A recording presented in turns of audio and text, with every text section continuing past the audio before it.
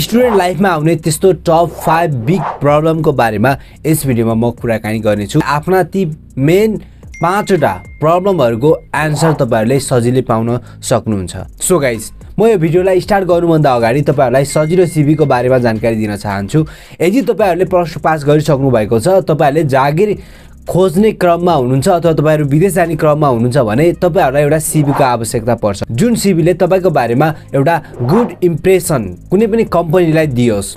त्यसको लागि तपाईहरु सजिलो सीवी मा गएर सजिलै सीवी बनाउन सक्नुहुन्छ। सजिलो सीवी को लिंक तल मैले डिस्क्रिप्सनमा पनि हालिदिएको छु र कमेन्ट बक्समा पनि पिन गरिदिएको छु। त्यहाँ गएर तपाईहरुले easily impressive and attractive CV फ्रीमा बनाउन सक्नुहुन्छ। सो गाइस, म यो भिडियोलाई स्टार्ट गर्न चाहन्छु। Let's start. हामीहरुको स्टुडेन्ट लाइफमा आउने पहिलो बिग प्रब्लम छ, त्यो हो सर मलाई पढ्न मन लाग्दैन। 100% मा लगभग 95% विद्यार्थीहरुको समस्या नै यही हुन्छ कि उनीहरुलाई पढ्न मन लाग्दैन।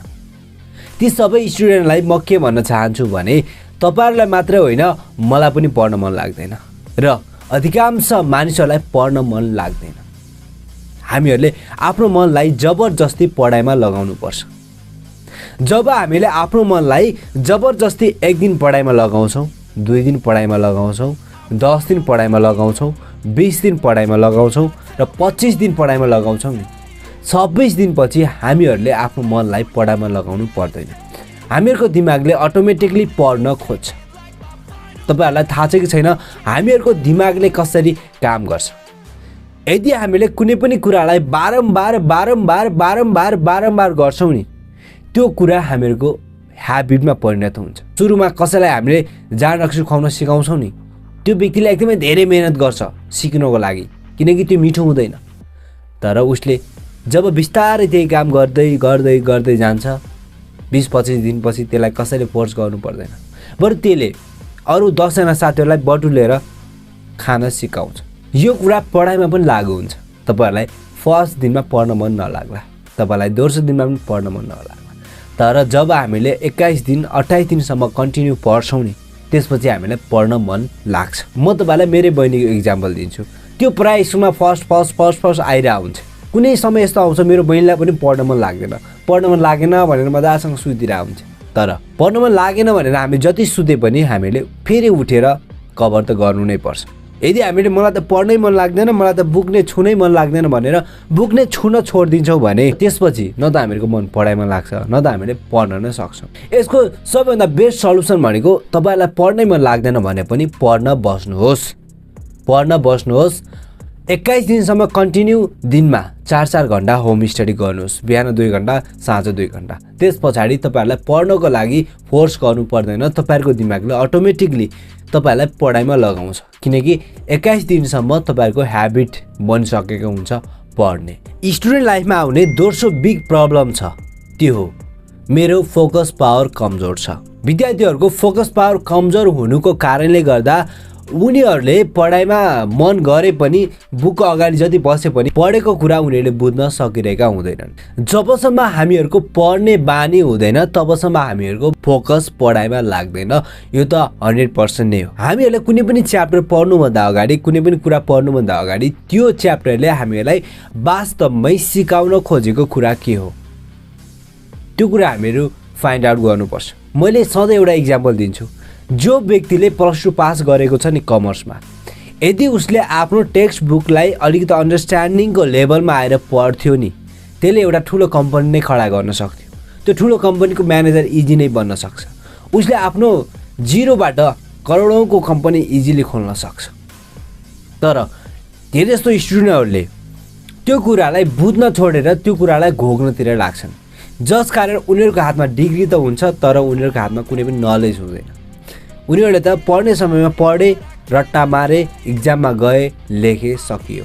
उनीहरुलाई लाग्छ मैले पढिरहेको एक्जामको लागि हो, तर बाबु तैँले पढिरहेको तेरो लागि हो, तैँले आफ्नो नलेजलाई बढाउनको लागि हो। अब हामीले जानु हामीहरुले आफ्नो फोकस पावरलाई कसरी बढाउन सक्छौं त। यसको लागि हामीले केही एक्सरसाइज गर्न सक्छौं। यदि हामीले हिजोसम्म यो राइट ह्यान्डले कुनै पनि काम गरिरहेका थियौँ भने आज हामीले दिनमा आधी घण्टा लेफ्ट ह्यान्डले काम गर्न सुरु गरौँ। तपाईँहरू एउटा कुर्सीमा बस्नुहोस् र आफूभन्दा केही मिटर टाढा 2 मिटर 3 मिटर टाढा एउटा कुनै वस्तु राख्नुहोस्। त्यो वस्तुलाई कन्टिन्यू तपाईँहरूले 10-15 मिनटसम्म आँखा यताउता नगरेर हेर्ने बानीको विकास गर्नुहोस्। यदि तपाईँले यो काम गर्नुहुन्छ भने पनि तपाईँको फोकस पावर बढ्छ। र फोकस पावर बढाउनको लागि सबभन्दा बेस्ट तरिका भनेको तपाईँहरूले पढ्दै हुनुहुन्छ नि, पढ्ने समयमा तपाईँको घरमा वाइफाई पनि नहोस्, तपाईँको वरिपरि मोबाइल फोन पनि नहोस्, तपाईँलाई डिस्ट्र्याक्ट गर्ने मान्छे बिचमा आइ नराखुन्। यदि तपाईँले यस्तो शान्त माहौलमा जब पढ्न बस्नुहुन्छ नि तपाईँको फोकस पावर अटोमेटिकली बढ्छ। वास्तवमा हामीहरूको फोकस पावर हाई लेभलमै हुन्छ। नपत्ताए तपाईँहरूले यो कुरालाई सुन्नुहोस्, जब हामीले आफूलाई मन परेको मुभी हेर्न खोज्छौँ नि तब हामीहरूको फोकस कता हुन्छ? टोटली मुभीमा हुन्छ। मुभी हेर्ने समयमा वरिपरि के भयो, पानी पर्यो कि घाम लाग्यो कि बादल लाग्यो हामीलाई म्याटर हुन्न। यदि हामीलाई मन परेको मान्छेसँग जब हामीले फोन कलमा गफ गर्छौँ नि तब हामीहरूको फोकस भोकमा जाँदैन। रातभरि उज्यालो होला र पनि हामीहरू फोनमै लागिरहेका हुन्छौँ। हामीहरूको फोकस पावर कमजोर छ त? छैन नि। हामीहरूको फोकस पावर त्यो ठाउँमा कमजोर हुन्छ जुन ठाउँमा हामीहरूको इन्ट्रेस्ट हुँदैन। त्यही भएर हामीले जे काममा फोकस लगाउन चाहन्छौँ फर्स्टमा त त्यो काममा इन्ट्रेस्ट बिल्ड गर्नु जरुरी छ। स्टुडेन्ट लाइफमा आउने तेर्सो बिग प्रब्लम छ गाइज, त्यो हो मलाई डिस्ट्र्याक्सनले पढ्न दिँदैन। यदि तपाईँको एउटा हातमा बुक छ, अर्को हातमा वाइफाई फ्री स्मार्टफोन छ, तपाईँको दिमागले तपाईँहरूलाई धेरै जसो के कुरामा जान फोर्स गर्छ त? पक्कै पनि जुन हातमा स्मार्टफोन छ, वाइफाई छ।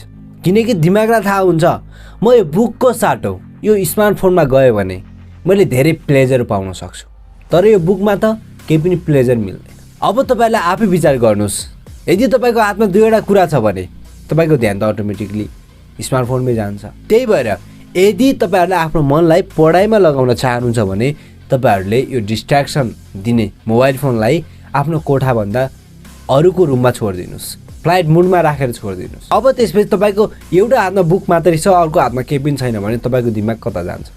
पक्कै पनि दिमागलाई केही नगरेर बस्नुभन्दा केही गरेर बस्न मन पर्छ। त्यही भएर त्यस्तो समयमा तपाईँले पढ्न सक्नुहुन्छ। डिस्ट्र्याक्सनले मलाई पनि छुन्छ, यो संसारका सबै मानिसहरूलाई छुन्छ। डिस्ट्र्याक्सनबाट बच्नको लागि हामीले आफ्नो काम गर्ने समयमा, स्टडी गर्ने समयमा यो पोमोडोरो टेक्निकलाई युज गर्न सक्छौँ। हामीहरूले 25 मिनटसम्म कुनै पनि एक्टिभिटी गर्न सक्छौँ, पढ्ने होस् अथवा प्रोडक्टिभ वर्क होस्। 25 मिनट एउटा काम गरौँ, त्यसपछि हामीले 5 मिनटको ब्रेक लियौँ। बरु हामीले त्यो 5 मिनटमा स्मार्टफोन चलाउँ, नो प्रब्लम। त्यसपछि हामीले फेरि 25 मिनट पढौँ, फेरि 5 मिनट हामीले स्मार्टफोन चलाउँ अथवा रेस्ट गरौँ अथवा पानी पिउँ। यदि हामीले यो 25 मिनट पढिसकेपछि 5 मिनटको ग्याप गर्दै पढ्न सुरु गर्छौँ नि तब पनि हामीलाई कुनै पनि डिस्ट्र्याक्सनले छुँदैन। मैले डिस्ट्र्याक्सनलाई कसरी अभोइड गर्ने भन्ने भिडियो अलरेडी बनाइसकेको छु, त्यो भिडियोको लिङ्क तल मैले डिस्क्रिप्सनमा हालिदिनेछु, सबैजना गएर चेकआउट गर्नु। स्टुडेन्ट लाइफमा आउने चौथो बिग प्रब्लम छ गाइज, त्यो हो म अरू जस्तो स्मार्ट छैन। जब हामीहरू विद्यार्थी जीवनमा हुन्छौँ यस्तो समयमा हामीले आफूले आफूलाई दोस्रो व्यक्तिको अगाडि कम्पेयर गर्न थाल्छौँ। त्यो व्यक्ति त, त्यो केटा त सरको अगाडि गएर मजासँग बोल्छ, त्यो केटाका त धेरै केटी साथी छन्, त्यो केटा त एकदमै धनी घर परिवारको हो, म त केही पनि छैन, म त ग्वाजै मान्छे, म त न त दिमागमा पावरफुल छु, न त सरले मलाई चिन्नु नै भएको छ, न त मेरा राम्रा साथी नै छन्। यदि हामीले स्टुडेन्ट लाइफमा आफूले आफूलाई दोस्रो व्यक्तिसँग कम्पेयर गर्छौँ भने हामीहरू कहिले पनि जीवनमा सफल हुन सक्दैनौँ।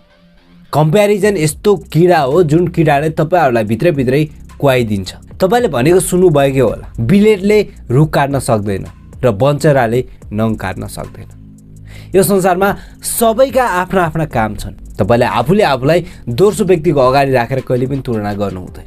त्यही भएर यदि तपाईँले आफूले आफूलाई एकदमै नराम्रो सोच्नुहुन्छ भने केही अफर्मेसनलाई आफ्नो डेली लाइफमा अपनाउनुहोस्। जस्तै I am the smart, I can do it, I am the greatest person, I am the successful person, I am the rich, मेरो जीवनमा हरेक दिन पैसा आइरहेको छ, म हिजोको भन्दा ह्यान्डसम भइरहेको छु, म अरूभन्दा स्मार्ट हुँदैछु, मैले जे काम गर्छु त्यो काम सफल हुन्छ, मेरो दिमागको स्मरण शक्ति पावरफुल छ, म हिसाबमा राम्रो छु, मेरो अङ्ग्रेजी एकदमै बेस्ट छ, मलाई सबै विद्यार्थीहरूले मन पराउँछन्, मलाई सबै स्टुडेन्टहरूले मन पराउँछन्, मलाई टिचरले मन पराउँछन्, म अरूभन्दा अझै बुद्धिमान छु, जस्ता अफर्मेसनहरूलाई तपाईले हरेक दिन आफ्नो दिमागमा घुमाउनुहुन्छ भने तपाईहरुले आफूले आफूलाई लिएर जुन कम्प्यारिजन हुन्छ नि, म अरु जस्तो राम्रो छैन, म यो छैन, म त्यो छैन, जस्ता कुराहरूलाई तपाईले इजिली हटाउन सक्नुहुन्छ।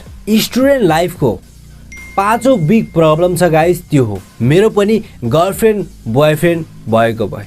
जब हामीहरु स्कुल जान्थ्यौ, कलेज जान्थ्यौ नि, त्यसो समयमा गर्लफ्रेन्ड बोयफ्रेन्ड भन्ने त्यति चलेको थिएन।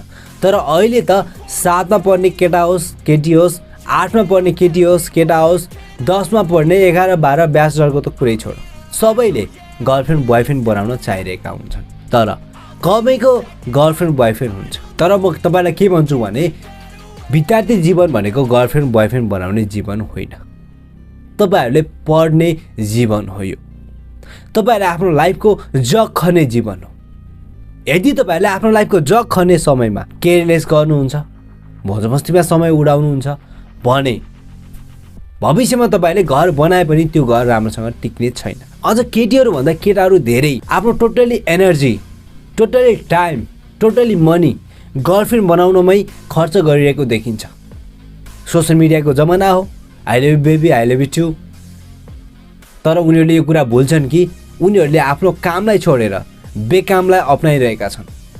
माया प्रेमले केही समय त तपाईहरुलाई प्लेजर फिल गराउला, तर लङ लास्टिङ तपाईलाई प्लेजर फिल गराउने भनेको तपाईको करियरले हो।